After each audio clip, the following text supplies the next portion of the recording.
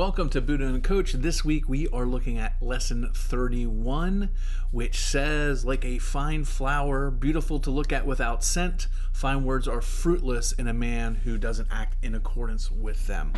And I love this lesson because I think on the surface it seems pretty simple, right? We need to do what we say.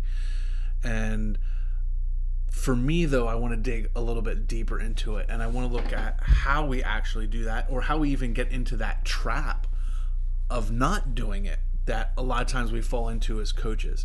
And I don't think, for the most part, it's ever malicious. I think a lot of times is we just want to please everyone, and we want to support everyone, that we end up saying things that we just can't do. We either run out of time or we don't have other resources for us to do them. So there's two aspects that I want to look at this in this episode. The first is doing what we say and how we do it. And then the second one is how do we stop that from happening and moving forward. So in the first aspect, I think a lot of times, especially during tryout periods or evaluation periods, we tend to oversell ourselves. What we can do, what we can help our athletes accomplish, and how we're going to do that. And then a lot of times as the season progresses, we end up not being able to fulfill those statements, and it causes a lot of problems. Whereas we either make sure that we don't oversell it, or, and what we'll talk about in the second part, is how we can course correct to make sure that. I think part of the problem is we don't take the time to step back and really look at what our true identity is. Where are we as a coach or as a program? A lot of times where there's the area where we want to be, and then there's the area where we're actually at. And sometimes those lines get a little bit blurred, and we start talking and promising things about where we want to be and not from where we're at. And a great example of that is if you have a program, grassroots soccer, football, baseball, any sport, you can pick it, but it's grassroots, and you're building this program and you're teaching the fundamentals and the kids are having fun, that's your goal. But then all of a sudden, because of that great atmosphere in your training, you start to taste a little bit more success. You start placing higher, maybe in elite competition, and all of a sudden you want to maybe make that jump into elite competition. And we start to overpromise, this is what we're going to do, this is how we're going to train you, and then we realize that we might be a little bit in over our heads. We run out of time, we can't train. And maybe, for example, part of what you're selling is, look, for us to take this next step to be elite competition, we're going to do strength and conditioning days, or we're going to do mental performance days. But when we go out and maybe the wheels fall off a little bit and we don't perform on the field or on the court as well as we thought, we end up scrapping those extra things. We end up scrapping the mental performance training and the strength and conditioning because we feel like we need to focus more on the skills of the sport that we're working in. Unfortunately, those additional things might have been why a lot of kids and parents came to your program to begin with, because they wanted the full, the holistic package of training, and now you're taking that away. Now we're not getting what we promised.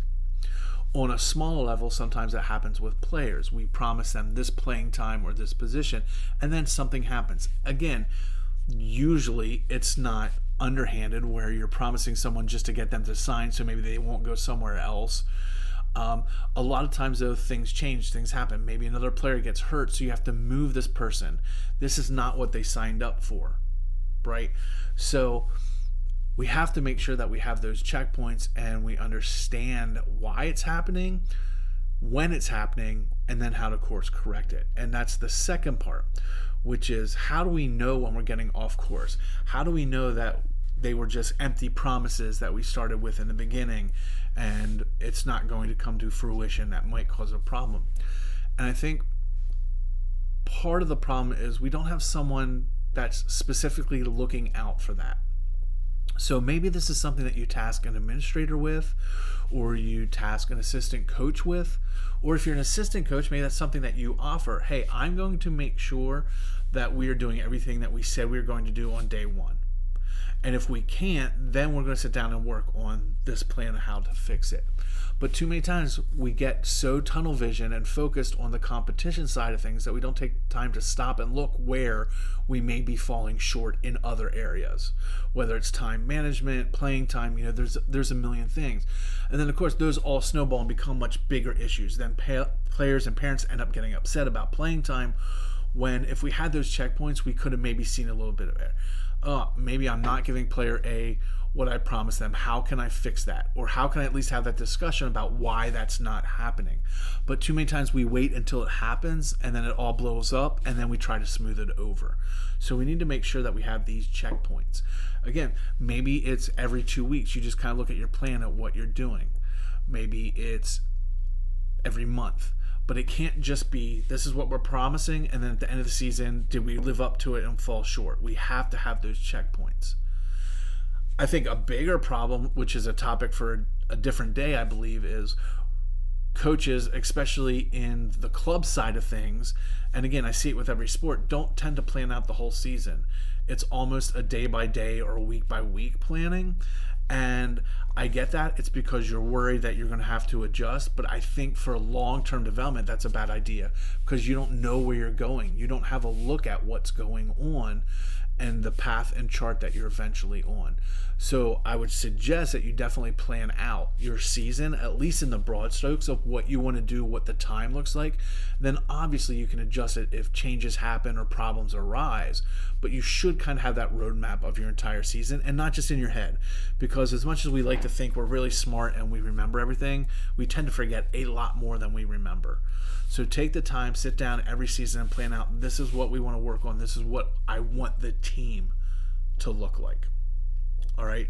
And then the other side of that is we just have to make sure that we have that communication. I know coaches don't like talking with parents, but they are a partner in this. Right?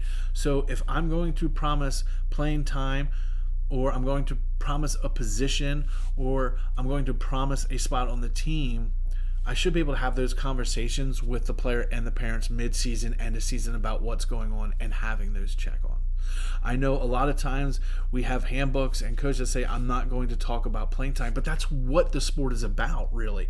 It's about development and the playing time, but you're not going to talk about a big chunk of that. Seems kind of at odds with each other. I'm going to develop you, but we're not going to talk about it. We're not going to talk about how hard you're working in the practice gym and then why it's not translating onto the court in competition. Is kind of an easy way, an easy out to take. We need to make sure that we're backing up what we say. And maybe when you make those offers, tell the player, a lot of times I see it a lot in soccer and I've seen it a lot obviously in volleyball, is offers are made to players, but they're not told what their role is. Hey, this is the position, or this is where I see you on the depth chart, because they're afraid they're going to say no. But we got to get to the point where we give enough information for the players and the parents to make decisions, because it's going to be easier if they say no and you have to find someone else than dealing with a problem halfway through the season or the end of the season because they didn't know that they were the third person in this position not going to get any playing time. Take the time to map it out and say, hey, this is where I see you. It's fluid. You may be the third person at this position right now, but it's very close and you could end up being the first or second in a short matter of time. This is how we're going to do this. But too many times we just throw it all together and say, this is how the team's going to do and what we're going to do. We don't take the time to break it down individually. But it's those problems individually that end up tearing the team apart. And again, a lot of times it's because we're not doing what we said we are going to. We are going to take your player, your son and your daughter, and we're going to develop them into great leaders and communicators and players. But then we never actually do communication work. We never do leadership training. And we fall short. And that's where we run into problems. And they become long-term problems because chances are those people, players, parents won't come back to you if it's that big of a problem. Whereas if you were open and you have the discussion and you talk about, okay, this is why we have to change course, what we're looking at. Chances are, even if it's not the best experience they ever had, at least that communication was there and you were backing up your words. And they know where you're coming from. So for me, that's what this whole lesson is about. It's about not just making sure we do what we say, but it's also making sure we know how we're doing it and how we have those guardrails on to make sure it's happening, how we're checking in and making sure we have someone watching over this, and how do we have those communications and work with all our stakeholders, the players and the parents and the administration, to make sure that we're doing what we said, because we tend to fall short on that a lot across all sports, across all levels, where we make promises because we want people to say yes, we want people to be involved with our program, but then we can't come through with what we promise, or we're just not even sure how to do it. So we need to look at that and be a little bit more upfront about how we're going to do that. So my homework for you as you move forward through your season, or maybe you're getting ready for your season, is think about what all you promised, what all you were looking at in those conversations that you had, and then how are you going to make them happen? How are you going to involve the people that are in it? And how can you make sure that everyone's on the same page and have that open communication? And then if need be, how can you course correct in those situations to get things back on track and make sure everyone understands what's going on? In the long run, I think that will save you a lot. Really, it just comes down to do what you say you're going to do, or explain why you have to adjust it, and you'll be fine. All right, see you all for the next lesson. Peace, much love, don't suck, and see you later.